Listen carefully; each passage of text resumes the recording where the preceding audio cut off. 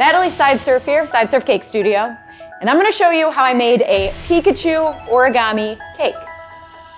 This cake is a bit nostalgic for me, and that's because when I was very, very young, I used to check out origami books at the library, and I'd try to create all the little cute, adorable paper animals.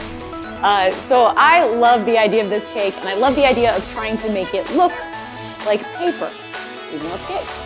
So let's see if I can pull it off. If you like our cakes, subscribe to our channel below because we put out a new cake video every Monday. And don't forget, if you want to see what we're up to behind the scenes and get some extra perks, you can go to patreon.com/sideserfcakes to become a patron. So let's get started. All right, let's start with cake. So this is a berry spiced cake with chocolate buttercream. So here I'm just stacking up 3 square layers of cake, and then I place a stick down the center of the cake to keep those layers from sliding around while I carve it. This might be a small cake, but it's by far one of the most difficult cakes that I've ever carved. And that's because origami is a paper sculpture, and it has a lot of flat planes and a bunch of different angles. It's pretty tough. Wouldn't it be nice if it was just a square? That would be a lot easier, but also less interesting, I guess, so. There are 2 reasons why I made a Pikachu origami cake. So the first reason is that I wanted to challenge myself. So I love the idea of sculpting with cake and chocolate, which are very dense, heavy materials, and attempting to make those materials look like something that is very light and fragile like paper. So let me know in the comments below if you guys think that I pulled it off. The second reason that I chose to make a Pikachu origami cake is that I think that it's really neat to recreate a Japanese character with a Japanese art form like origami. Once I carved the cake, I covered the entire thing in a crumb coat of buttercream.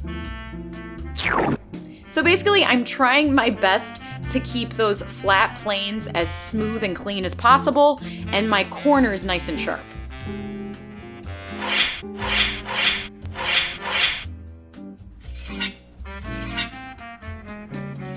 Once I'm happy with the crumb coat, then I place the cake in the fridge to chill for about a half hour or so. Then I roll out some yellow modeling chocolate and I cover that chilled cake with it. Again, I want to be careful, keep those sides flat and keep those corners sharp. I take a blade and I'm cutting away excess areas of modeling chocolate. Then I pinch the modeling chocolate, trim away, pinch, trim away, and then I blend the corners.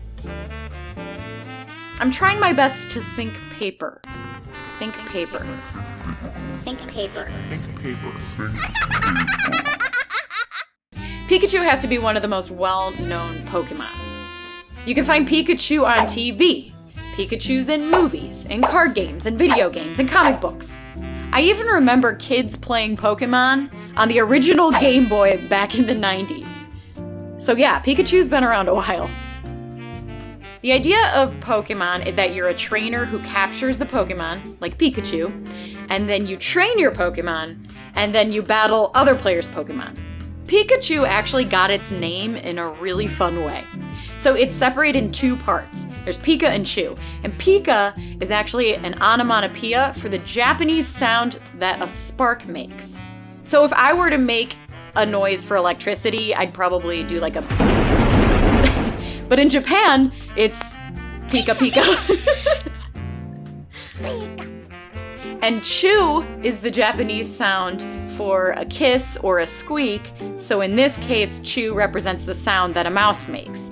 So basically, Pika represents electricity, Chu represents the squeak, and Pikachu is kind of like a little electric rodent. I think that's a perfect name.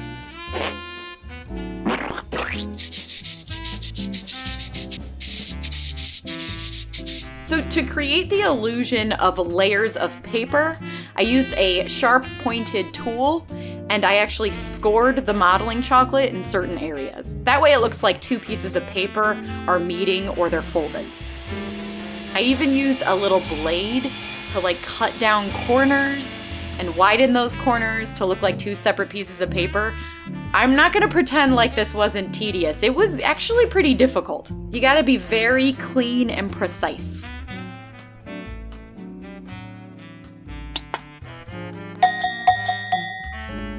So for the face, I actually used a separate piece of modeling chocolate.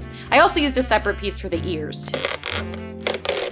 So I placed the face on, and then I started to trim away the chocolate to match the cake perfectly. Then comes my favorite part. I literally think this is the thing that makes this look like paper.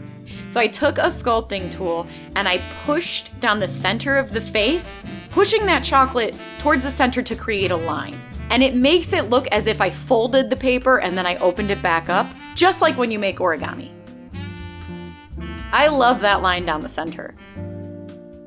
I even went in with a blade and my sculpting tools and scored the sides and edges of some of the areas of paper to make them look like two pieces folded. You gotta have a steady hand for this one. So to make sure that I have the ears the correct size, I actually took some parchment and I folded it and I cut it down to the shape that I want the ear. Then I used that ear as a template. And then I went in and I cut down the chocolate and then I placed it on the cake. The thing with the ears is you want to make sure that you let those ears sit out at least a full day.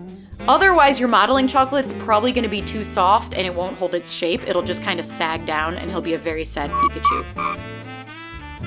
So to paint Pikachu's face, I used gel food color and I diluted it with clear alcohol. And the reason that I painted the face rather than cutting out like pieces of modeling chocolate and placing those directly onto the cake is because I wanted this to look as if I used a pen or a marker to paint the face. And that is just like real origami.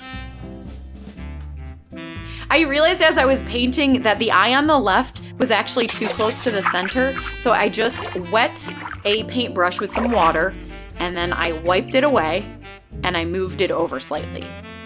It's that easy. You can really fix your mistakes with modeling chocolate. All you need is a paintbrush with a little water. Look at those cute cheeks. His little nose, I love him. I added 3 little dots and then I connected those dots to create the mouth. I think that's a really great way to make sure that everything is the proper size. Then the tips of his ears, of course, are black. This little face was super fun to paint. I love cute things. I'm a sucker for cute stuff. And then finally, I have a modeling chocolate tail. It's just in the shape of a bit of a zigzag. And I did put a wire through this tail to make sure that it stayed up. And there you have it, an origami Pikachu cake. Pikachu! I am super excited to cut this one. I'm actually going to show you guys how I cut the entire cake.